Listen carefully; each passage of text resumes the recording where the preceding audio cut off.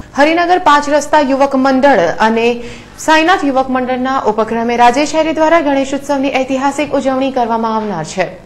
શહેરની આગવી ઓળખ બની રહેલ ગણેશોત્સવની ઘડીઓ ગણાઈ રહી છે, ત્યારે આ વેળાના ગણેશ ઉત્સવથી વિશ્વના વિઘ્નોને હરવાના ઉદ્દેશ્ય સાથે વડોદરાના કાઉન્સિલર રાજેશ આયરે અને 5 રસ્તા યુવક મંડળના સેજલ વ્યાસે ભારતના 12 જ્યોતિર્લિંગના પવિત્ર ધામની માટી અને દેશભરના પવિત્ર નદીઓના જળને ભેગું કરી અતિ દુર્લભ ગણપતિ બાપાની મૂર્તિનું નિર્માણ કર્યું છે। હરિનગર 5 રસ્તા યુવક મંડળના આંગણે 10 દિવસનું મોંઘેરું આતિથ્ય માણતા ગણેશજીની પ્રતિમાઓમાં દર વર્ષે વિવિધતા જોવા મળે છે। ચાંદી હીરા મોતીના શ્રીજી બાદ હવે વિશ્વના વિઘ્નોનો વિનાશ કરવા 12 જ્યોતિર્લિંગમાંથી બનાવેલ અતિ દુર્લભ ગણેશજીની શાહી સવારી વડોદરા પહોંચશે। ગણેશજીની મૂર્તિ જેટલી પવિત્ર અને આધ્યાત્મિક છે, તેટલું જ તેનું મહત્વ પણ વધારવા ગણપતિ બાપાને મુંબઈ સિદ્ધિવિનાયક ગણપતિ મંદિરના દર્શન બાદ હેલિકોપ્ટર માર્ગે વડોદરા લાવવામાં આવનાર છે। આ ઐતિહાસિક ઘટનાનું સાક્ષી કદાચ ભારત નહીં પરંતુ વિશ્વ બની રહેશે।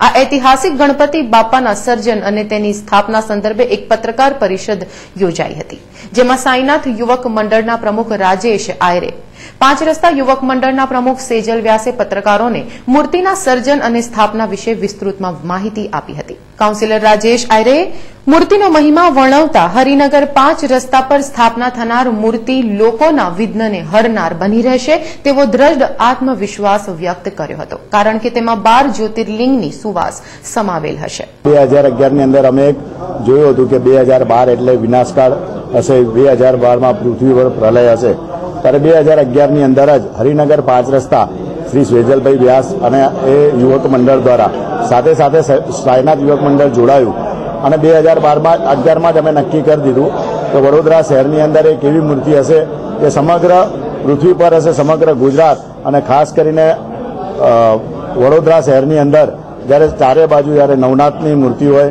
સમગ્ર ભારત દેશની અંદર જ્યારે દાદર જ્યોતિર્લિંગના જ્યારે દર્શન થતા હોય અને તેવા સમયે જો આવી પૃથ્વી પર આવા દેવોનો જ્યારે આધાર લઈ અને આ દેવો દ્વારા અમે સેજલ વ્યાસને 105 દિવસ 19 રાજ્યો અને જે રીતના એમને જે પ્રવાસ ખેડ્યો છે, રાત દિવસ ભૂખ્યા તરસ્યા અને સમગ્ર દેશ પર અને સમગ્ર ગુજરાત પર ક્યારે પણ આવી આપત્તિ ના આવે, ક્યારે પણ વડોદરા શહેરની અંદર કોઈ પણ એવો પ્રલય હોય, પછી એવો બોમ્બકાંડ હોય કે પછી એ ભૂકંપ હોય કે કોઈ પણ વાવાઝોડું હોય કે વરસાદનું વિઘ્ન હોય, પણ ક્યારે પણ આવા વિઘ્નો ના આવે તે હેતુસર એક વિઘ્નહર્તાની એક મૂર્તિ બનાવી છે અને એની અંદર દાદર જ્યોતિર્લિંગના તમામે તમામ જ્યોતિર્લિંગ દ્વારા એક અભિષેક દ્વારા 12 જ્યોતિર્લિંગો પર અભિષેક દ્વારા મૂર્તિ કરીને 8 નદીઓના પાણી સાથે સોમનાથમાં જઈ અને ત્યાં આગળ મૂર્તિ પોતે અમારા યુવક મંડળના સેજલ દ્વારા આખી મૂર્તિનું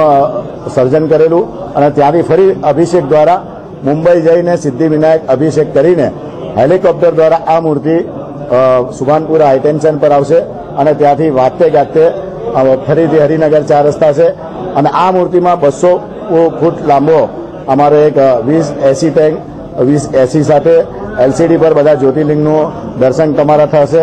સાથે સાથે જે પણ લોકો દર્શનાર્થી આવશે એ લોકોને તુલસીના રૂપા સાથે 12 જ્યોતિર્લિંગનો મહિમા, એટલે આ મૂર્તિ એટલી આધ્યાત્મિક હશે, એટલી ભાવાત્મક હશે કે જે પણ લોકો જે પણ કંઈ માંગશે અને સર્વે માટે સુખ શાંતિ અને સમૃદ્ધિ લાવશે।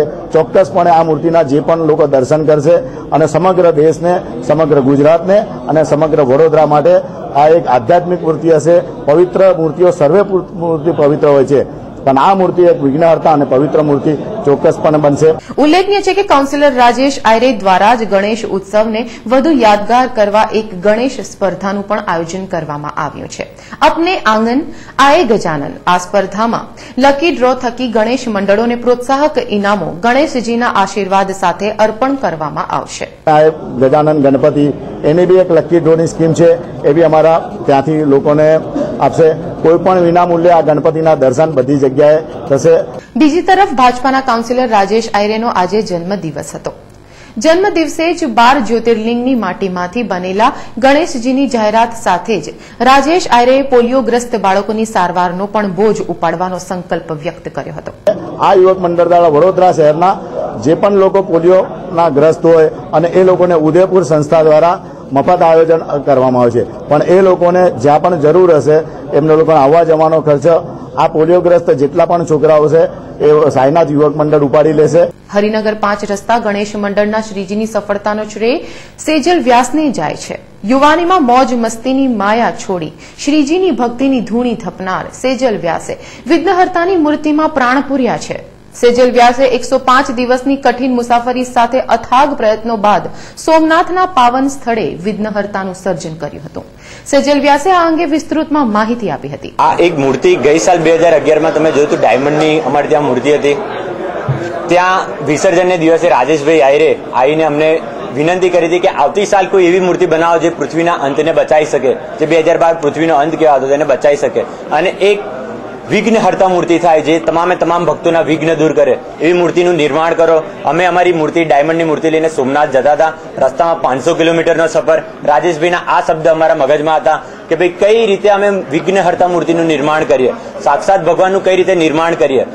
તો અમે સોમનાથ મંદિરમાં ગયા. ત્યાં અમે મંદિરની અંદર સોમનાથ મંદિરનું એક સૌથી પહેલા મહત્વ ખબર પડી કે સોમનાથ મંદિર શું છે.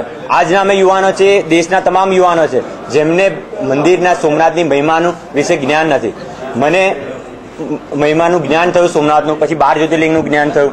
12 જ્યોતિર્લિંગની અમુક જ્યોતિર્લિંગ પવિત્ર નદીઓના તટ પર આવ્યું છે, નદીઓનું જ્ઞાન થયું. એ રીતે અમે 12 જ્યોતિર્લિંગની સફર કરી પવિત્ર નદીઓના જળ લાવી આ મૂર્તિ સોમનાથ મંદિરના સાનિધ્યમાં બનાવી.